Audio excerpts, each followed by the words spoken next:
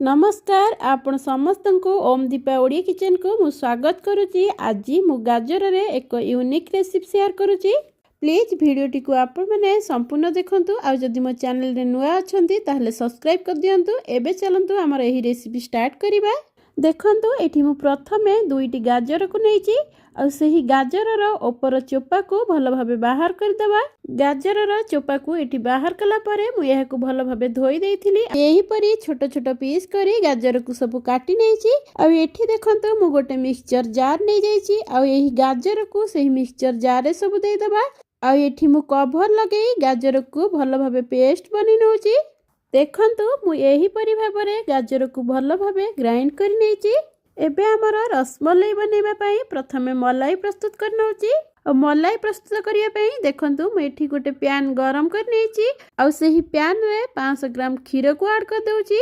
और 2 रु 3 मिनिट आमे खीर को फुटीबा पई छाड़ दबा। आ एहा को आमे मझरे मझरे एम्ति गोळेई नउथिबा। खीर एठी फुटी फुटी पूरा क्रीमी टाइप रो हेजिबा। खीर फुटी गला परे एठी मु हाफ किना चीनी को ऐड कर दउची। एबे एथिरे मु गोटे पिंच रा केसर को ऐड कर दउची।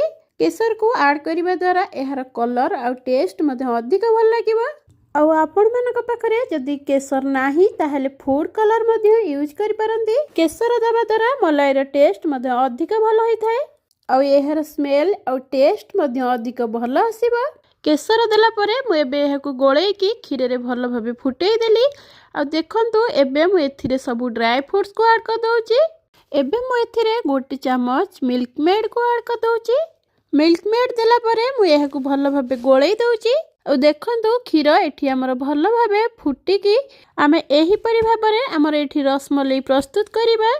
एहे को अधिक पतला रखिबा नहीं किंबा बहलिया मध्ये रखिबा नहीं। देखंतु एठी हमर एही परि मोर मलाई प्रस्तुत हेई गला।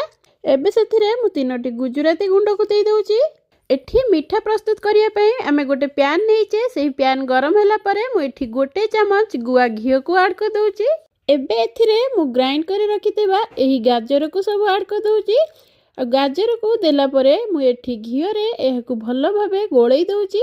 गाजर को घियो रे एठी मु 5 रु 10 मिनिट एम्ति गोळेई दउची। आ तार पानी अंश मरि गला परे एबे मु एथिरे गोटे गिना चीनी को ऐड कर दउची। चीनी को देला परे आमे एहा को 2 मिनिट सब गाजर सहित भलो भाबे मिसेई दबा।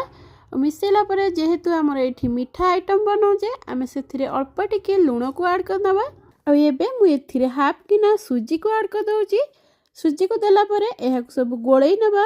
आ एठी देखंतु सुजी गाजर भलो भाबे सिजी जाईची। एबे मु एहा को गोटे प्लेट को बाहर कर दउची। सुजी एठी हल्का ठंडा हला परे देखंतु मु एठी मीठार शेप बनेई की एही मलाई रे छाड़ दउची। एबे एठी हमर गाजर रो रसमलाई प्रस्तुत हे गेला। आ आपण माने एहा को निश्चय थरे ट्राई करंतु।